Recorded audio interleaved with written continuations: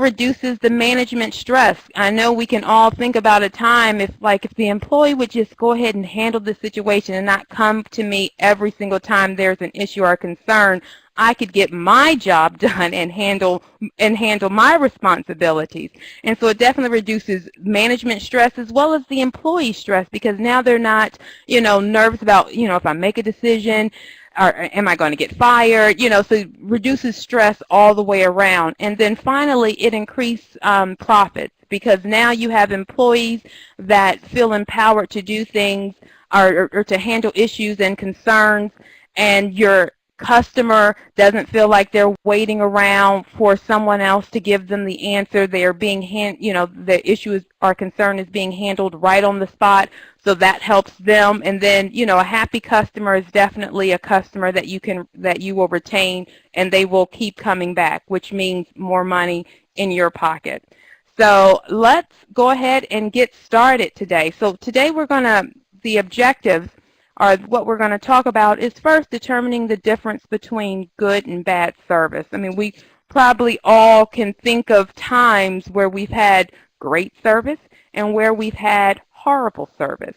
And so we will talk about what was probably one of the main components of that, and then the 5 steps of creating that ultimate customer experience. That's, we all want our customers to look at us as the go-to people for the service that we provide, for the product that we provide. So how can we have that brand name of we are the go-to people for XYZ? And then discuss success stories. When everything does work, how does that look? And we're also going to talk about, when you're thinking about hiring individuals and you want to choose the employees that can be empowered, or how to help your employees be empowered, and then how to master the art of balance. We definitely know that as managers and leaders and owners of businesses, we have to have some leadership. I mean, we have to have some management, so we want to manage them to some point, but then we also want them to take the ball and run with it. So creating that balance of when, how much room to give them to grow. And then understanding the evolution of customer service.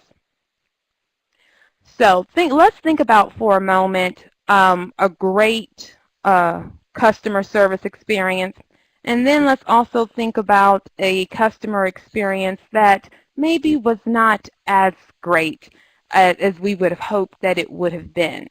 I know, Kim, you have one of those, oh my goodness, type of customer service experience that you want to share with us. Oh, absolutely. And it happened about 5 years ago, and still thinking about it makes my blood boil.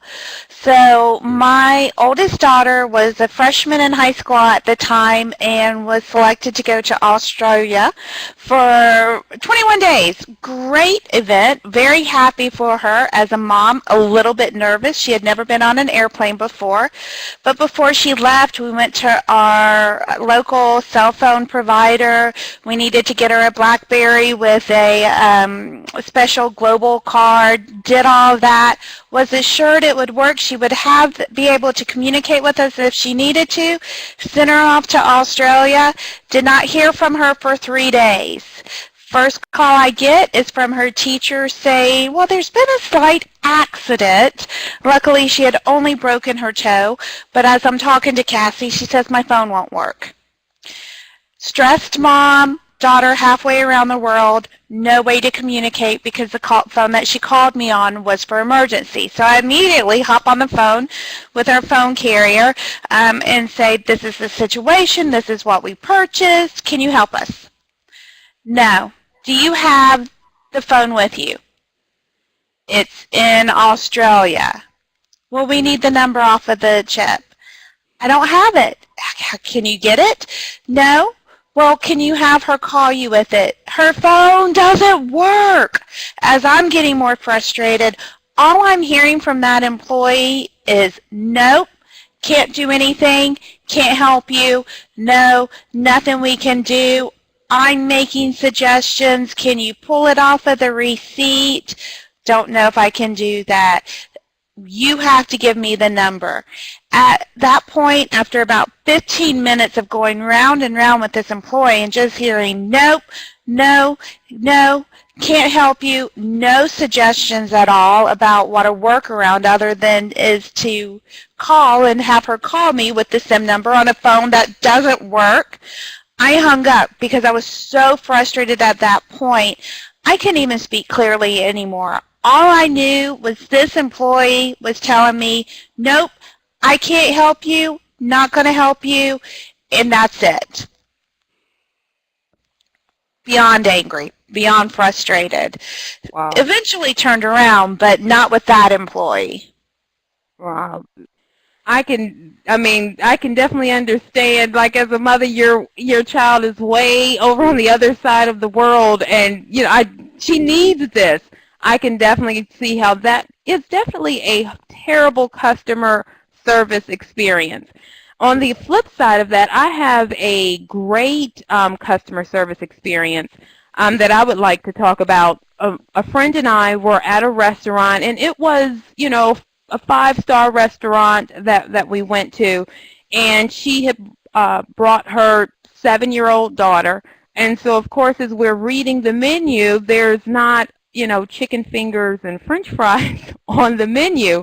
And, it was, aioli sauce and dipped in, drawn butter. And it was just the type of restaurant, one week.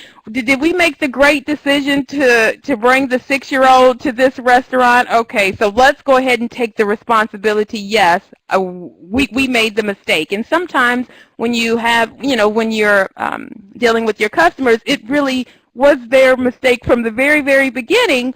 But the waiter and the wait staff, the management, they were great when we realized that there was nothing really on the menu that would accommodate the 6-year-old. What they did was they had the chef, of course they have potatoes back there, and so the chef actually made her some French fries and then also breaded some chicken and made her chicken fingers. So the waiter was the one that said, you know what, we can do something about this. Let me handle this. You will be impressed. And so when the plate came out, she was the 6-year-old, she was just happy and amazed. And they actually all wrote a little card for her welcoming her to the restaurant. And so she really felt part of the event and part of the dinner experience, the dining experience that her and her mother and I had. So when an employee steps outside of their norm, that's typically when you see that great customer service. So I would like to ask everyone, what is the one thing between the terrible customer experience and the good customer experience that you heard in the two different stories?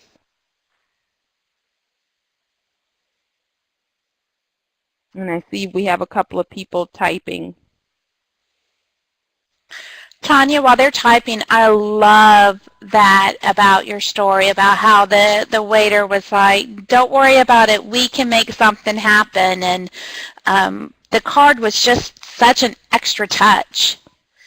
Exactly. And, John, the approach, perfect. Jenny, the willingness to go out of their way to help the customer, right on point. Diane, definitely with Kim's story, the lack of caring. I mean, even if you don't have kids, I don't have any children, but I can definitely feel how that could possibly feel if I have we all have loved ones. Let's just, if it's not your child, you have a loved one. If they're across the world, that, and they have no way to communicate, that can be a frightening experience.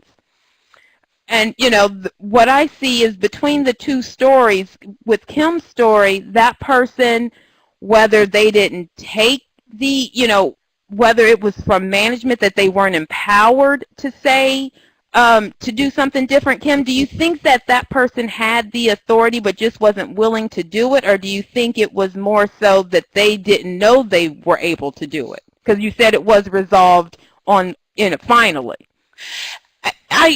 Looking back at it, outside of the frustration, Tanya, I think that he didn't know exactly. All he knew was the two things that had been told to him. Either they have to give you the number or you can get it off of the phone. He didn't really understand or was empowered to think outside of those two guidelines. When I called back the next day and talked to someone else and actually spoke to a supervisor, they were able to reach out to the store based on the time and date that we were there and find the information.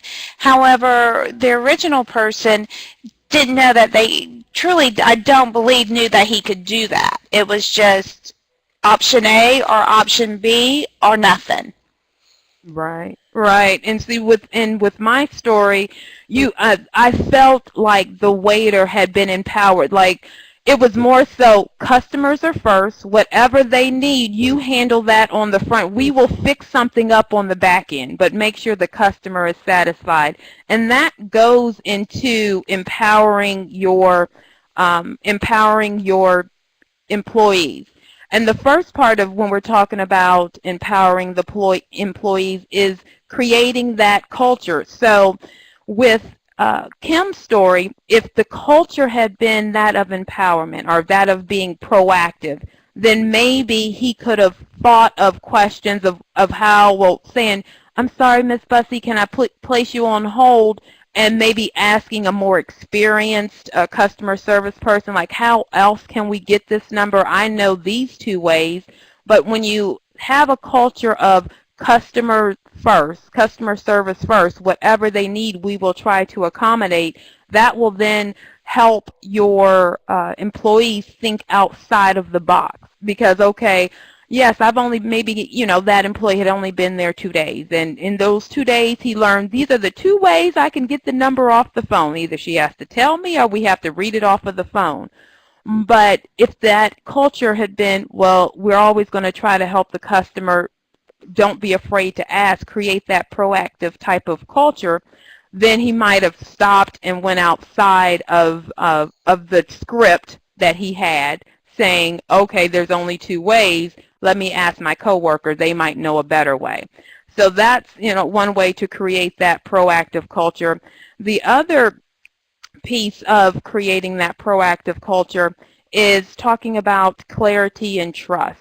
First, your employees have to know that you trust their ability. Because if I feel like my manager, my company trusts my judgment, then that will help me release and not feel so scared to make a decision. So you want to have that clarity and trust initially. And that's how you start to create that proactive culture, as well as getting to empowered employees. As we go throughout the presentation, we're actually going to hit on each of these points. That first point is that proactive culture. And what you want to do with the proactive and culture is create a culture of trust and empowerment. You want to have that autonomy. You want people to feel that they can make a decision and not get fired for it. Now, we definitely want to set some parameters because we don't want people just, giving away the company store because we've empowered them to make the decisions. But that comes from, the clarity part. So they have clarity of their parameters. So they know exactly how far they can go. I know, for example, when I used to manage a group of salespeople, and it was business, it was jewelry. So people would come in, and so I empowered them. They could go up to 15%. So let's say there was a customer issue, complaint, concern. They were empowered to go up to 15% discount without having to get my approval. So now you're dealing with a customer that has a concern, and that customer is dealing with an employee that can make some decisions. And then what happens is you then build trust in the employee, and the customer feels that they're dealing with a professional, that they're dealing with someone that doesn't need to be micromanaged, that they're dealing with someone that can make some decisions. And if the big company trusts this employee to make these decisions without, having without going to management, then I as a customer probably should trust them as well. So it kind of works hand in hand like that. Also, when you're talking about building that proactive culture, you want to think about maybe creating an idea challenge. Think about some of the issues that are in your company right now. Maybe it's, reducing costs or increasing sales, new products. Instead of brainstorming ideas with just senior management, open the door, open the floor to employees. When employees feel like they had a hand in creating the solutions, that also creates that proactivity because, one, I know that the company values me and they value my opinion, so I can make some decisions. I can kind of handle that customer's issue or concern. Also, what you want to do when you're creating that proactive culture is implement, I like to call it a solutions-only policy. So yes, we are all great at bringing up what the issues are in our company. Right now, we can probably think of a couple of things. I feel like this is an area of challenge for us. So, and your employees, because they're on the front lines, because they hear the concerns directly from the customers, they hear those issues as well.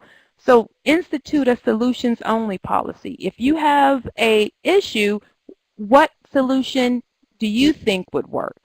And I mean, not saying that we have to take every solution and say, yes, this will work and we should move forward with it, but that's how you can create that proactivity as well, because now you're giving them ownership. You're empowering them to come up with solutions to resolve the issue, which is very beneficial. I know in Stephen Covey's, the international bestseller, The 7 Habits of a Highly Effective People, it talks about making sure that if someone brings you an issue, they also bring you a solution. And that's how highly effective people operate.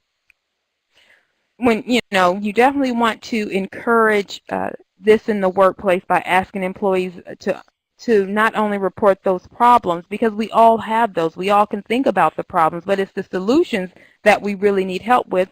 So one, it's opening the floor so people have that open forum. Two, it's saying, what are your solutions to the issues?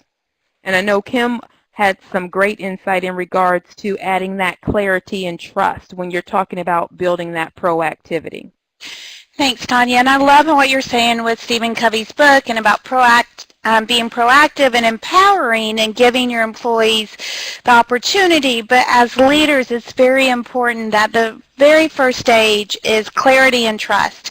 You have to clarify with them exactly what you expect out of them. What is the vision? What is the outcome? And then allow them to fill in the details. If the outcome is to make a sale, then just like Tanya said, empower them up to 15%, but you're not going to micromanage that. If it's to satisfy your clients and increase, share of wallet or account rounding, give your employees those tools and what that vision is. We want to increase the products that our clients use by one product, by one unit.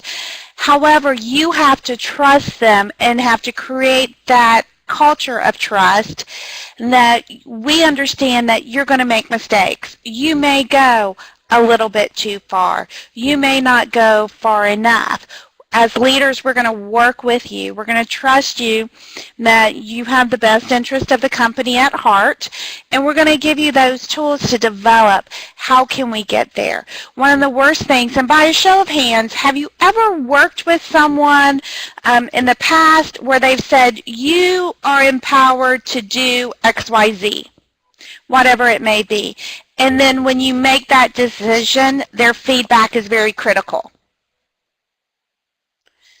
Go ahead and raise your hands if you've ever been in a situation where you've made a decision and someone's been critical of the decision. Okay, so I'm seeing some hands being raised. Now think about that time where How did you feel when you received that criticism? Did you really want to reach out and try again, or were you like, okay, obviously I'm not as empowered as I thought I was? As leaders in your company, you have to ensure that that trust of your employee in your words is backed and ensured by your actions. Because you can say one thing and do something completely different, and your culture will never change. Your employees will not feel empowered, and the end result is that they're not going to give that extra information, that extra step that your clients may need to take them from being upset to happy, or from satisfied to a brand ambassador. Just like Tanya with your story, would you recommend that restaurant to other people? Oh, most definitely. And I always say they have the best customer service, hands down. And I tell that story all the time. And so, Terry, I love how you shared that you feel not valued and not respected. At the heart of every great culture is respect. And so understand and share with them and give the vision, but also give the clarity that we know you're going to make mistakes, and we're here to coach you and to help you, and that failure is okay. As Yeah. counteractive as that may seem, that when you're empowering your employees, you have to understand that there will be mistakes made, there will be some failures. What do you learn from it? Where do you go from there? And then how do you continue to build that culture of empowerment? That's exactly right. When you're building that culture, you talk about providing the parameters and making the employees feel you trust them, which will allow them to proactively handle the situations and make them feel empowered. So you talk about, one, you're giving the parameters, and then you're giving them the trust. So I've given you the parameters, now I trust you to work within those parameters. The next piece of creating that ultimate customer experience and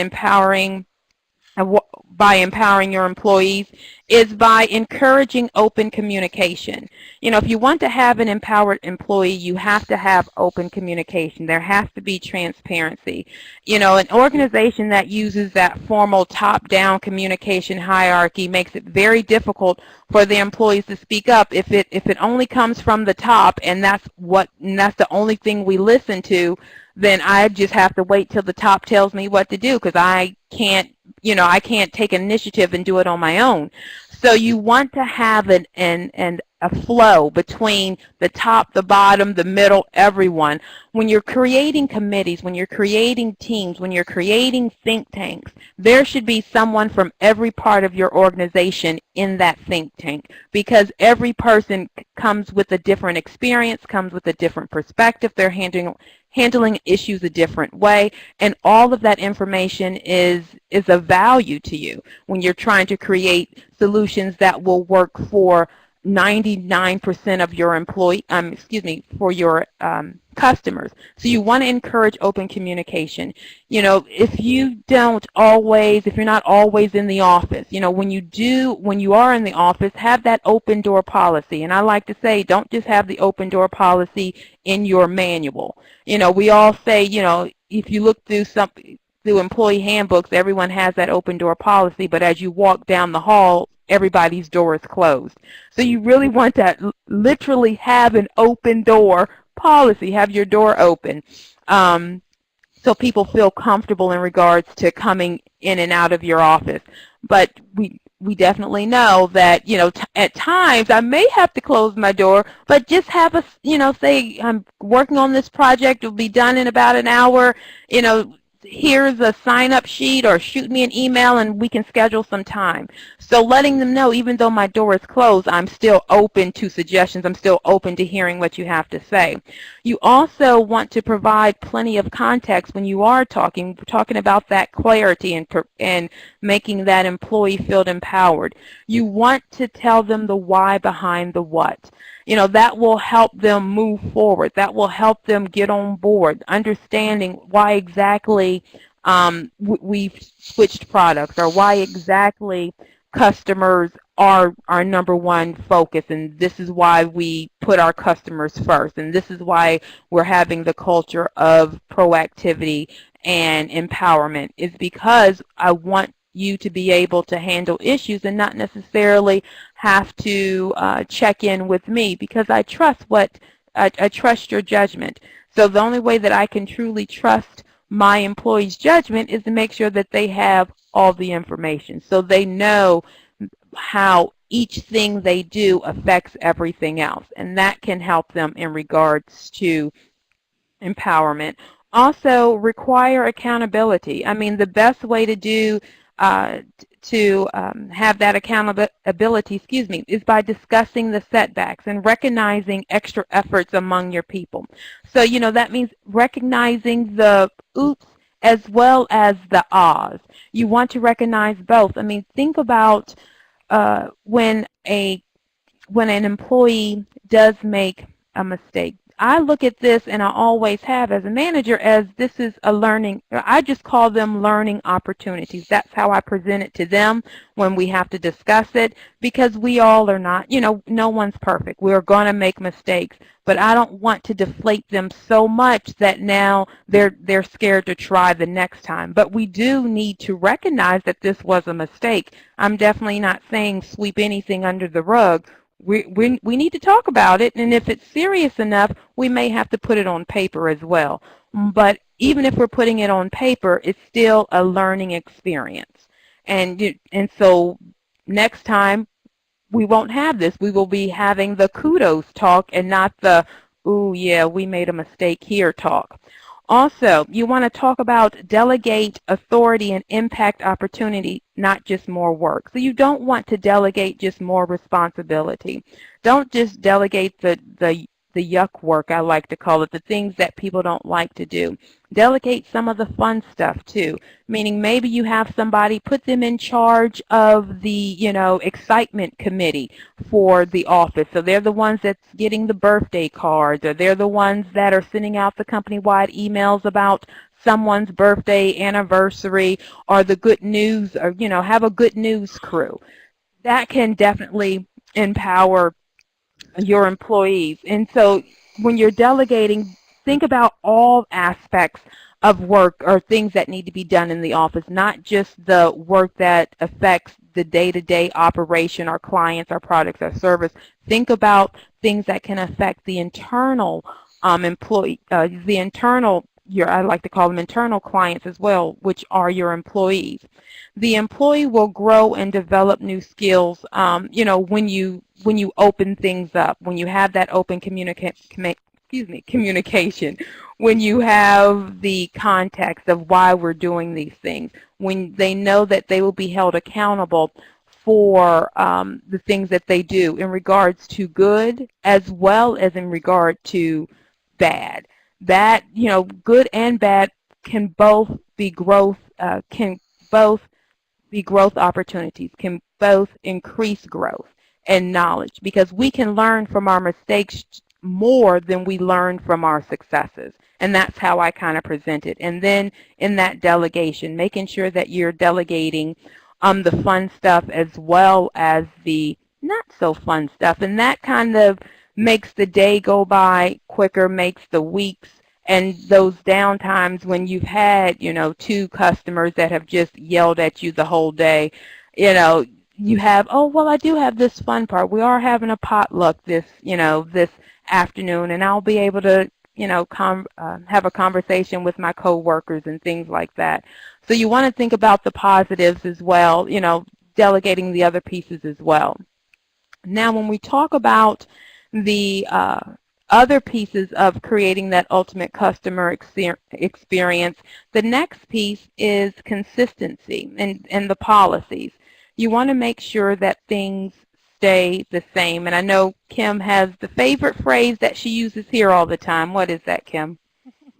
The only constant is change. So what I mean by that is just as your business models change to meet your clients' needs, your empowerment of your employees have to change as well. Now, you want to be consistent with that change and think of it as more of an evolution, but think about something that maybe your company did or something that was extraordinary in employee empowerment 20 years ago. Now it's the norm. So we're constantly looking, and as the consumers, we always want something more. What is going to happen? Give me the value for my money. So empowering your employees agrees with that. You want to constantly give them that opportunity and consistently, one, restate the vision that it's to meet our clients' needs. We're creating a culture where you can do that. But what you did 5 years ago or even 5 minutes ago may be something that's outside of the guidelines, and you have to take it a step above. Remember, giving that parameters is key because you don't want them to give away the company, but also allowing them to know that consistently what we expect out of you is going to change. It's going to change from client to client, from moment to moment, just like our business models may change to meet our clients' needs. It's an ever-changing world, hence the only consistent thing is change. Perfect. Yes, I love that quote. She says it quite often to us here in the office, and I definitely believe in that. Change is great. Change is good. The consistency is your core values. Your core values don't change. You know, customer is number one, customer is first. But how we get to that is where the change comes in. And now let's raise your hand if you feel your employees are enabled to shine. Do you feel right now that you are enabling your employees to shine? Raise your hand if you are agree or disagree. If you think that you are enabling your employees to shine.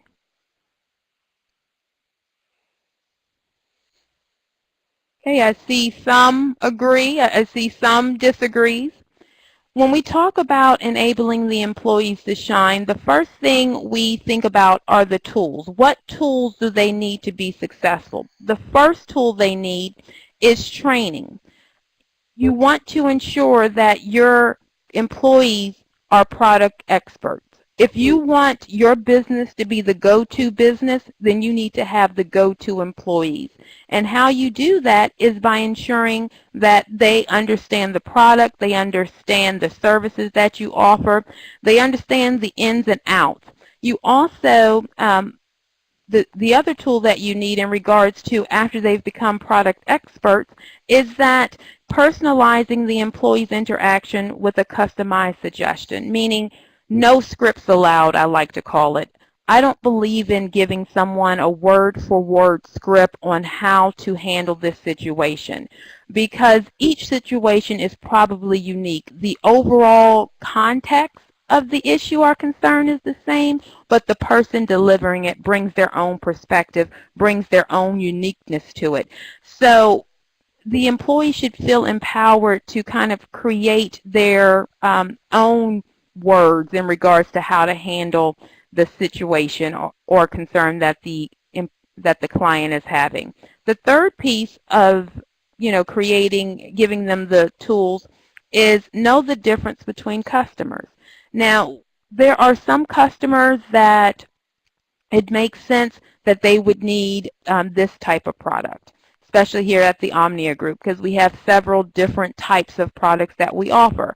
So knowing the customer, I, as a client advisor, can better assess which product I should suggest to them, which product should I tell them that would work best for them. And it really depends on their industry, depends on their turnover, and there's different products that that can handle both of those. So as a business owner, as a manager, you want to ensure that your employees know about what is best for this particular client, opposed to what is best for another particular type of client. When you have a general customer profile, that will help your employees kind of bundle services, make suggestions when customers do call in. And then they can actually speak directly to their interests, speak directly to the pain that that particular customer is having. The next piece in regards to enabling your employees to shine is creating that culture. Now, we all want to create the culture where we allow our employees to shine. And following a few things, leaders can definitely build that environment that empowers people. The first thing is you want to give the people the power. And I know a couple of people said that earlier in regards to what does empowerment mean to them. You want to give them the power to, and so they can demonstrate the capacity that they can handle the responsibility. Also, you want to create that great environment in which people are encouraged to grow their skills. That goes back to that training. You want them to feel that it's okay to kind of think outside of the box, and I can, this, as I think if I had just this piece of knowledge, this would help me so much more. So giving them that opportunity to grow in regards to education and training. Don't second guess them. Once they've made a decision, unless it is just, completely 180, there's no possible way on this green earth this could ever happen, that the stars will never align this way where we can go move forward with your decision. Don't second guess them.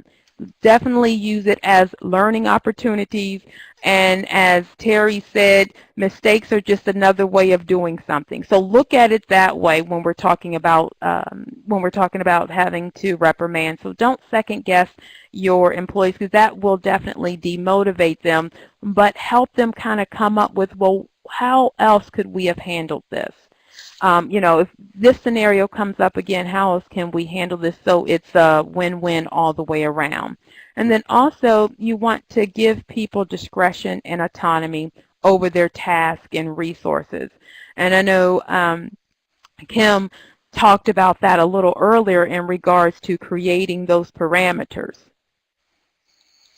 Oh, absolutely. And Tanya, one of the things I would tell you is that, we talked about tools and setting parameters, but one of the tools that you want to seriously consider is, one, knowing your own leadership style, so that you know your strengths and challenges so you can help better manage your employees, but also understanding what their strengths and challenges are, similar to what our Omnia Professional Development Report gives them. But also, once you've understood what their strengths and challenges are, then offer them some additional learning. One of the great toolboxes that I love is e-learning, additional classes, articles, blogs, something that's going to give that employee practical, applicable knowledge and experience in a safe environment. And that's key, because many times people won't shine, or they're afraid to take that extra step to be empowered because they're afraid of making those mistakes, and because they're afraid of what the outcome is going to be, or simply because they don't feel like they have enough of that expertise needed to go above and beyond. That's most definitely. If they don't feel like they don't have enough knowledge, skill to go above and beyond, they will stay exactly where they are. And we always want people growing. And the way you can help that growth is through mentoring, coaching, keeping them engaged, and keeping them motivated. So the ways you do that is, one, be generous with your praise. Sometimes it's hard for us, for managers, because we're so inundated with so many other responsibilities, and it's, you got to check. That is the congratulations that should motivate you and keep you coming back every day. Well, no, the check doesn't always, do that. So we have to sometimes take a moment to say, okay, I need to send out praise to this person or give them kudos. Also, you want to offer feedback that helps and not hurts. That goes back to, don't just tell me the bad things that I'm doing, also tell me the good things. And when you're giving feedback, just like we said earlier, in regards to when someone comes to you with an issue, you want them to come to you with the solution. When you're giving feedback, you also want to give solutions, or help them, or have that dialogue to come up with the solution. Don't just talk about the bad. Let's talk about how we can improve it the next time. Be present and available. Once again, the open door policy. That will help your employees feel motivated and engaged. And then it also helps in regards to being a reminder to you. If your door is open and you see people walking by, somebody walking by your office will make you say, oh, that's right, I need to talk to them about this, or I want to ask them a question about this. So that open door policy works both ways. One, it makes people feel more comfortable coming into you, and it makes you kind of remember, oh, that's right, I need to talk to someone. Also, listen to your employees' ideas. No one will feel more motivated, more engaged than if they feel like their employee really takes in what they are saying. And we understand we might not be able to use everything, but just knowing that I really have a seat at the table and what I'm saying makes a difference. I know here at the Omnia Group, that is one of the selling points for me here, is that I can just go down and talk to, you know, the VP of sales or the VP of ops and say, you know what, I just had this issue, you know, maybe we can work on, you know, kind of resolving this or doing it this way. And I truly feel that they are listening to me. They're not just kind of like patting me on the head saying, okay, Tanya, that was a good suggestion, and I go back to my office. Things that I have, you know, suggested, I can see that they have been put in place, or they had, or things that other employees have suggested. We see things moving in different ways, and that goes back to Kim's statement about the change. Change is always, and it's consistent, and that's one of the great selling points I love here by working with the Omnia Group. And then help your staff grow, because once they feel empowered to make suggestions, then they feel, then that helps them want to do more and better and be bigger. And if they feel like they want to do more and be bigger and better, guess what? They're going to give that off when they're talking to your customers. And that just will definitely add to the profit, to the bottom line. Because when you're talking to someone who really loves their job, you know it. And I bet we can all think of experiences right now where you have been out and you've had great customer service, and you say, you know what, that person really likes their job. I know I have poached many of people when I have gone out and had a great customer service experience and, brought them onto my team because they seem to really just enjoy providing exceptional customer service. Motivated employees are more productive than unmotivated ones. And this sometimes, we forget that sometimes in the rush of the day-to-day operation. We must recognize that without motivated employees, nothing gets accomplished, because your request that you had as a customer is just going to stay on my desk and say, I'll get to it when I can. But when I feel motivated and empowered to make things happen, things will move a lot quicker. When we talk about, when things are moving a lot quicker and having that motivated employee and empowered employee, it goes back to balance. I read a book called Balance of Power.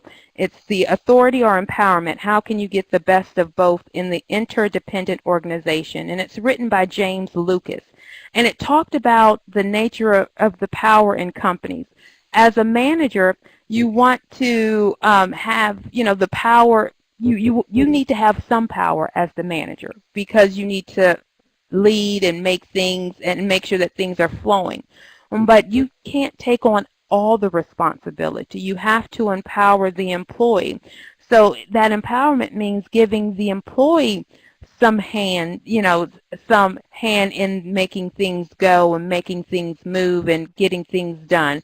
That balance is having the perfect, like the elephant on the ball, just giving them enough to help them succeed, but not giving them so much that they become dependent on you. And as parents out there, you feel that it works the same way.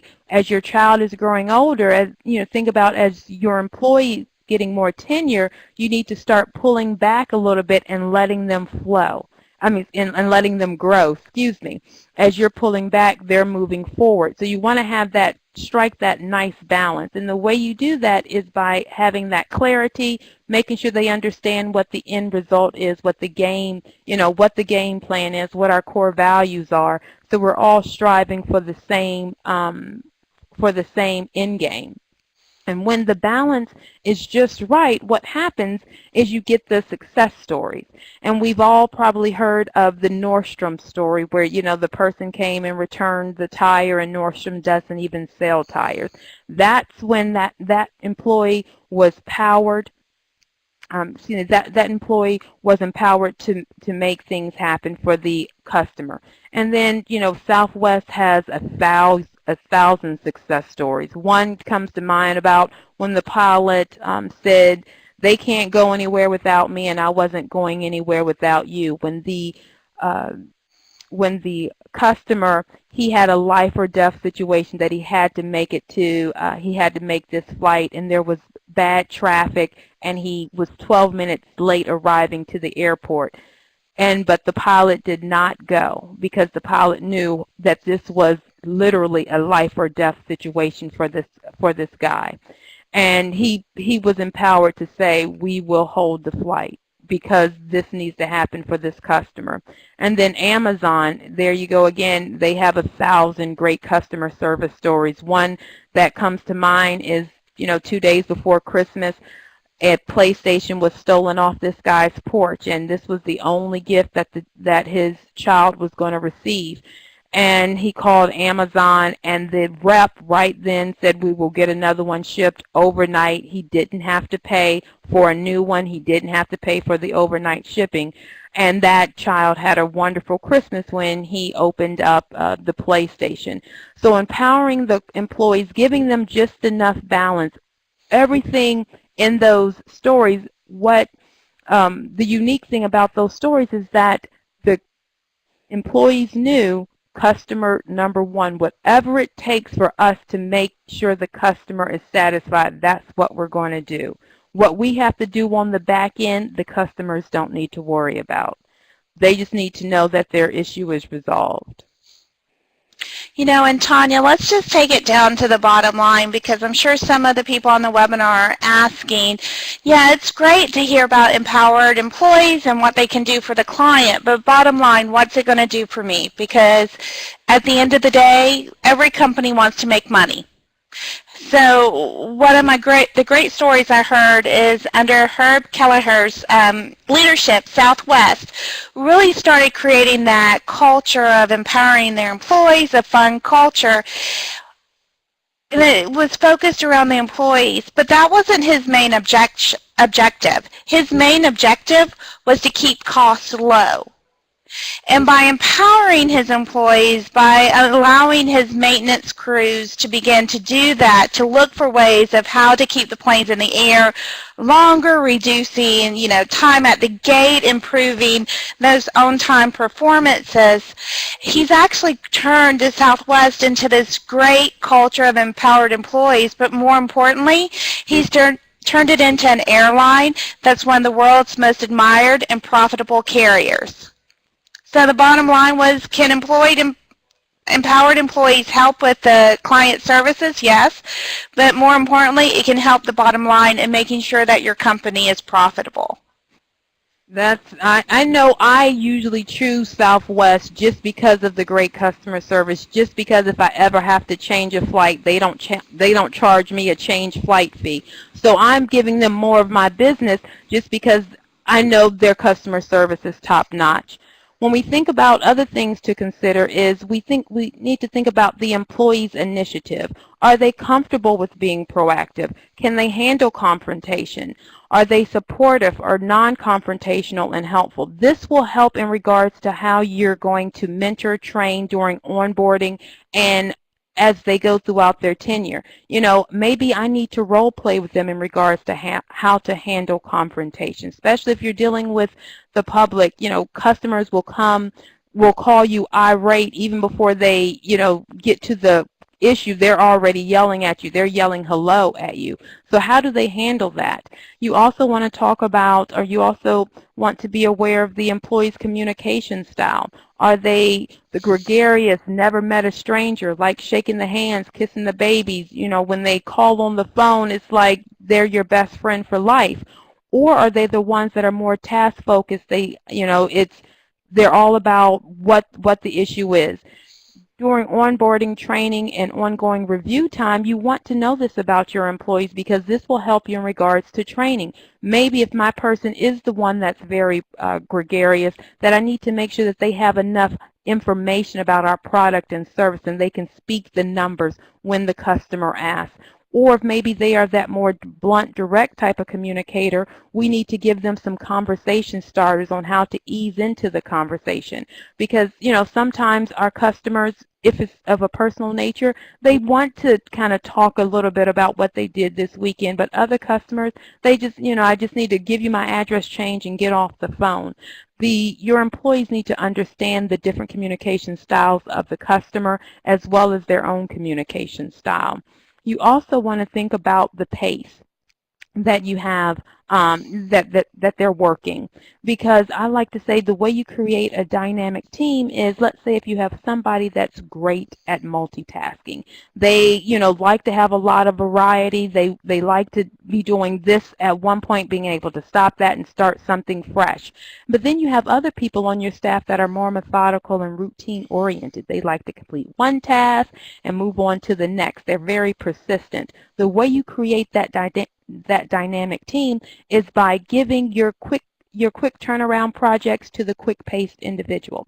And then you have your long-range type of, data-intensive type of projects. You give that to your more methodical person.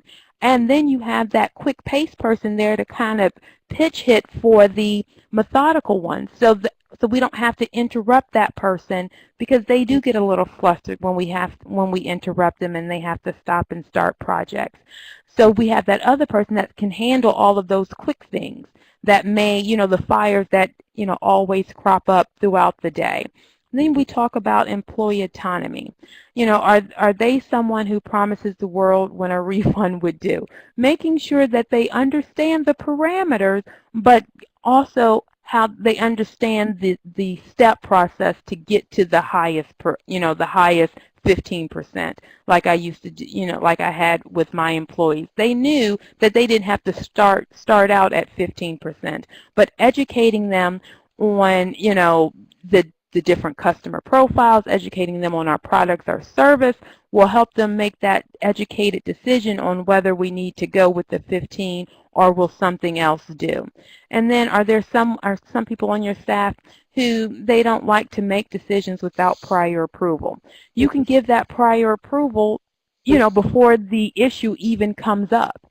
So by giving them that, empowering them and entrusting them to make the decision and say, these are the parameters you have, you've basically already given them that prior approval, so they don't have to come to you and say, this is where you do not have to come to me for these types of decisions. And then in conclusion, when we're talking about empowered employees, the customer experience is positively impacted by the proactivity, employee empowerment, and clarity and trust. You need to have those three things. Okay, that was a little bit of a tongue twister. You need to have those three things to help that customer service experience. You want to be consistent. Your core values don't change. How we get there is where it does change. But you want to be consistent in regards to those core values. You need to have that balance. You want to give your employees enough room to grow, but you don't want to give them so much that they feel that they're out there by themselves. Then you want to make sure everyone has a chance to shine. You want to make sure that you're giving those kudos, that you have the tools, that you're providing that ongoing education, you're providing that e-learning opportunities. And then you want to put your employees in the most natural, suitable roles so you can utilize their strengths. If you understand that this person is gregarious and fast-paced, well, then this is the type of position they should be on my front lines handling the incoming calls. And then, customer service is definitely an evolution. I know Kim has stated this many times, what we did yesterday was great, but that might not be great for tomorrow. So you always have to be evolving. As technology increases, people expect bigger and better things. So you need to involve, and you need to become involved as well in regards to that evolution. So as we're wrapping up, I know our time is drawing near, just want to go ahead and type in your questions if you have any. And while we're waiting, just to let you know, we've talked a lot about empowering, but how Omnia can help you is we can definitely help you learn how to position your employees so you can play for their strengths, talk about their communication tips, and give you some motivators and demotivators, as well as talk to you about your leadership style. All of that is done through our development reports that we're very happy to talk about. We've got professional development, leadership, but we also have some downloads for you. So the first one is the copy of our presentation, as well as our coaching ebook. Also, very happy to announce when we talked about clarity and giving them the tools and the trades that they needed is that we have a new division, our Excel IQ. Some of our online courses include the Customer Service Essentials, Employee Coaching and Development. And if you are not an Omnia client, we are going to give you a promotion of $5 off, as well as if you are an Omnia client, thank you for being a part of us and joining us today. We're going to give you a 5% promo code for being here and listening. So anybody have any questions as we're waiting? We've got about one more moment to go. Thank you once again for being on our call and being available. We always are happy that you attend our Lunch and Learns, as well as let us know. We will be having another one next month. Not seeing any questions at this time, so if we don't have anything coming through, we just want to let you know once again that we do record our webinars. They will be available next week. We will have, if you don't follow us on LinkedIn, Twitter, or Facebook, go ahead and do that. You'll receive that notification immediately that it's available. And if not, then I see we have one person talking, or typing, so we'll give you one more moment. And if not, thank you for joining us. Tanya, thank you for presenting and for allowing me to crash into your presentation, so to speak. And we look forward to seeing everyone next month. Tanya, do you have anything left you'd like to say goodbye? Sure. Yes, goodbye. No, thank you everyone for joining us, and thank you, Kim, for definitely adding your perspective. Like we were talking about earlier, everyone should have a seat at the table, and by Kim joining me on my webinar, you were able to see this from two different perspectives. So definitely it has enriched the presentation by having two different points of view. Well, thank you, Tanya. It's always great to co-present with you. And once again, thank you for joining us. Our time is drawing near. We'll leave this up for you while you go ahead and download the PowerPoint or the e-coaching suggestions.